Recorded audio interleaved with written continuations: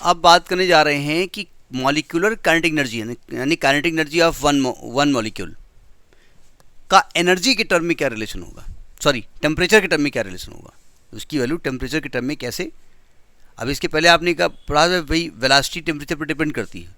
जब velocity temperature पर depend करती है और एनर्जी वेलोसिटी का स्क्वायर होती है, हाफ एम वी स्क्वायर, तो एनर्जी भी तो टेम्परेचर पे करेगी। तो कैसे करेगी उसके बारे में बात करेंगे। तो लिखिए जरा, let the mass of 1 mole of gas, 1 mole gas हम ले रहे हैं। जब 1 मोल गैस हम लेते हैं तो नंबर ऑफ मॉलिक्यूल्स हम जाते हैं अवोगाद्रो नंबर के बराबर होगा।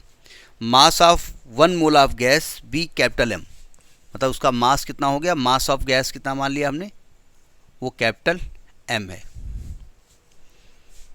And V bar square, V bar square is क्या है, ये mean square speed of gas molecule. V bar square is mean square speed of gas molecule.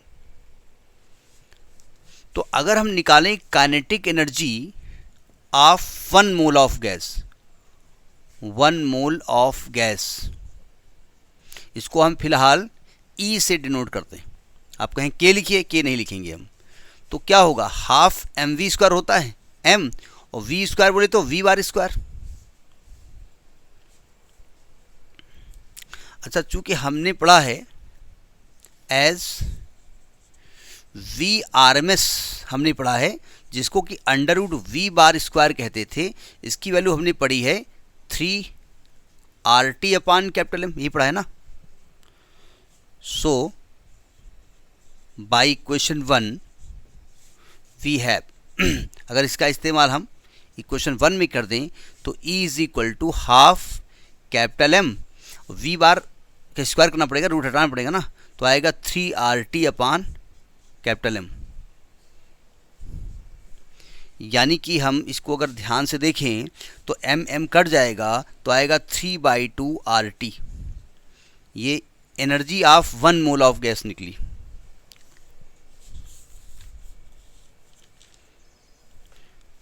अब आप जानते हैं कि 1 मोल में कितने मॉलिक्यूल होते हैं। 1 मोल कंटेन कैपिटल एन मॉलिक्यूल, पढ़ा है ना आपने। कैपिटल एन बोले तो कैपिटल एन, जोर से पढ़ेंगे एन, ऐसे small N N, capital N, A small A capital A, B small B B capital B. अरे अवोगाद्रो नंबर है।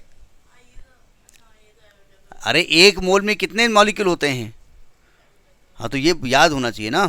तो अगर हम निकालें काइनेटिक एनर्जी ऑफ 1 मॉलिक्यूल, अगर हम काइनेटिक एनर्जी ऑफ 1 मॉलिक्यूल निकालें, क्यों हम यही निकालें मॉलिक्यूलर काइनेटिक एनर्जी, तो हम फिलहाल इसको ई डैश से मान लेंगे।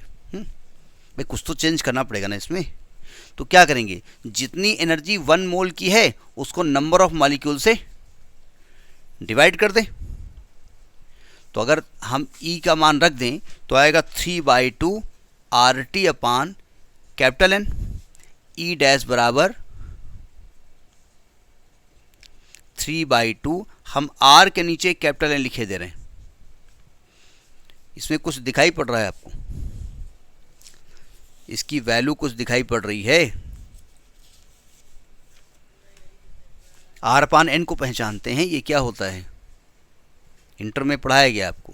पूरे इंटर की बातें ना किया करिए, हैं पढ़ाया गया इंटर में। हम कहा इंटर पढ़ के आए, इसको नहीं पढ़ा आपने। ये बोल्ट्जमैन कांस्टेंट है के, तो आएगा E dash is equal to 3/2 K T. तो ये एनर्जी और टेम्परेचर का रिलेशन है, एनर्जी और टेम्परेचर का रिलेशन है। वेयर इसीलिए हमने काइनेटिक एनर्जी को के नहीं माना था, क्योंकि फिर स्मॉल के कैपिटल के लफड़ा होता है। ये स्मॉल के लिखा जाता है, where K is equal to है आर अपान एन, इसको कहते हैं Boltzmann constant, BOLTZ, Boltzmann constant, mann's constant.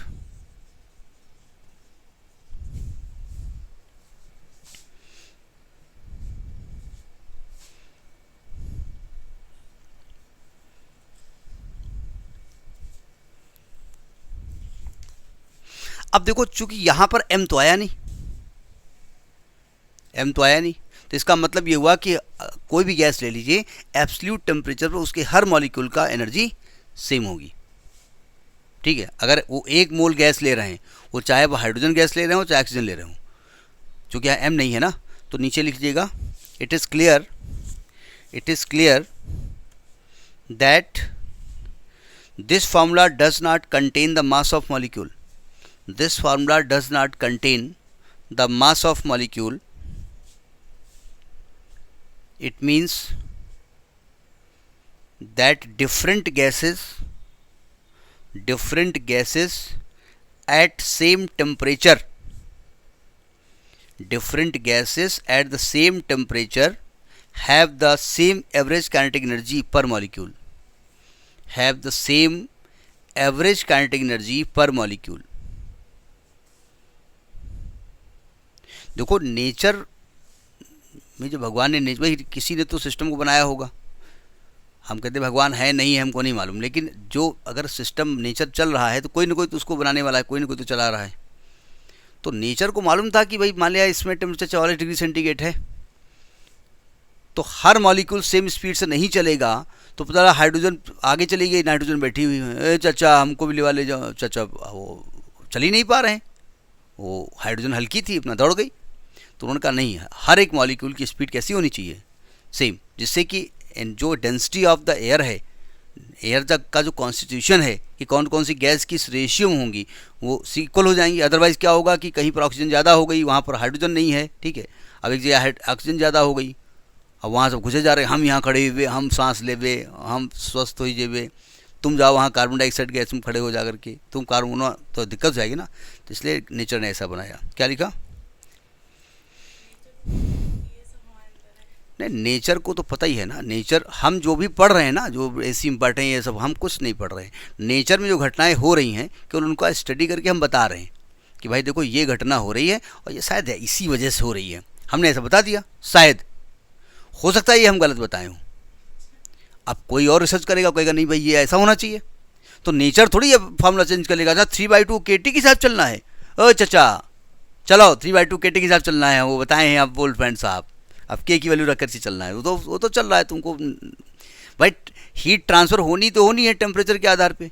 अगर कोई रूल बता देगा कि हीट इस वजह से करती है, तो हीट कहेगी नहीं भाई नियम चेंज हो गया, तो हम अपना ट्रांसफ़र का नियम चेंज करेंगे। तो नेचर में जो भी घटना हो रही है वो वही हम स्टडी कर रहे हैं बस, और कुछ नहीं कर रहे हैं। क्या लिखा? पर molecule, and this energy is directly proportional to the absolute temperature of gas.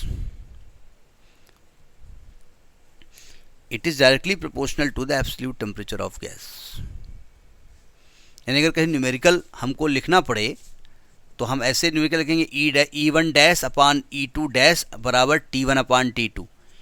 अगर हम आपसे कह दें 2 गैस ले लें और हम कहेंगे कि इसका टेम्परेचर इतने केल्विन पे, एनर्जी इतनी है, तो इतने केल्विन पे पर मॉलिक्यूल कितनी एनर्जी होगी, तो हम न्यूमेरिकल इसको इस तरीके से लगा सकते हैं, ठीक है। तो ये हो गया एनर्जी ऑफ गैस मॉलिक्यूल कैसे टेम्परेचर पर डिपेंड करती है।